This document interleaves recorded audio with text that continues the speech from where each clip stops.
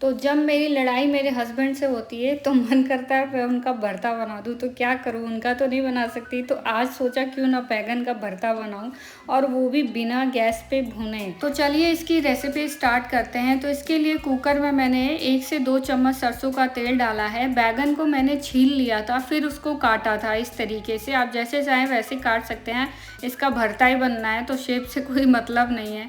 तो यहाँ मैंने सभी बैगन को डाल लिया और इसे 1 से 2 मिनट भूना था।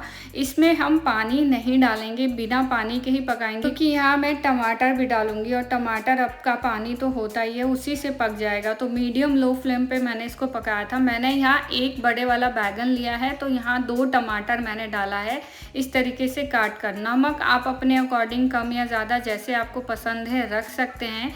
फिर उसके बाद हम इसे मिक्स करेंगे और मिक्स करने के बाद हम कुकर का ढक्कन लगा देंगे और मीडियम लो फ्लेम पे 1 सीटी आने देंगे। तो बड़ी आसानी से ये पक गया, बिल्कुल वैसा ही स्वाद आया था जैसा कि गैस पे हम भूनते हैं बैगन को स्वाद आता है। उसके बाद ये देखिए काफ़ी अच्छे से गल गया है। आप चाहें तो पानी इसको गैस ऑन करके सुखा सकते हैं। तो ये देखिए इस तरीके से मैंने मैश कर दिया था। तो अब इसका हम तड़का लगाएंगे।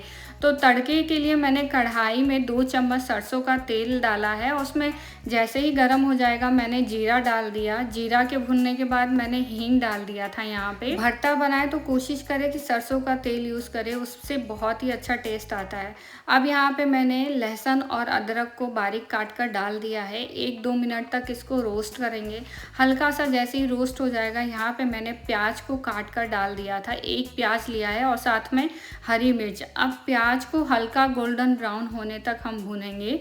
ये देखिए, और थोड़ा सा मैंने इसमें मटर भी डाला था। मटर बिल्कुल ऑप्शनल है। तो यहाँ ये देखिए प्याज जो है काफ़ी अच्छे से धीरे धीरे भून रहा है। इस तरीके से एक बार ज़रूर ट्राई करके देखिए। बैगन को अलग से, टमाटर को अलग से भूनने की कोई ज़रूरत ही नहीं पड़ी, बड़ी आसानी से बनकर तैयार हो गया। तो अब यहाँ पे मसाले डालेंगे। आधा चम्मच मैंने धनिया पाउडर डाला है, थोड़ा सा हल्दी डाला है, थोड़ा सा इसमें चिली पाउडर डाला है और कश्मीरी रेड चिली डाला है। जब भी आप मसाले डालें तो ध्यान रखें गैस की फ्लेम को लो रखें। तो ये देखिए मैंने मीडियम लो फ्लेम पे भुना। उसके बाद मैंने साथ में यहाँ मटर डाल दिए। अब मटर के साथ मैंने 1 से 2 मिनट भुना और जैसे ही ये भुन जाएगा हमने जो बैगन का भरता और टमाटर को बॉईल करके रखा हुआ था भूनकर, उसको डाल देंगे। आप एक बार ज़रूर ट्राई करके देखिए, मुझे पूरा यकीन है आपको बहुत पसंद आएगा, क्योंकि इसमें और जो हम गैस पे भूनकर बैगन और टमाटर से बनाते हैं दोनों का टेस्ट बिल्कुल सेम लगेगा। आपको पता ही नहीं चलेगा कि हमने गैस पे इसको नहीं भुना। उसके बाद ये देखिए बहुत अच्छे से पक गया है। तो यहाँ मैंने हरा धनिया डाल दिया और इसको मिक्स किया। आप जैसे चाहें वैसे सर्व करें। मैंने तो इसे रोटी के साथ सर्व किया। आप इसे लंच या डिनर में या फिर अपने हस्बैंड के लंच बॉक्स में बना के दे सकते हैं। आपने देखा है इसमें ज़्यादा टाइम नहीं लगा, बड़ी आसानी से बनकर तैयार हो गया।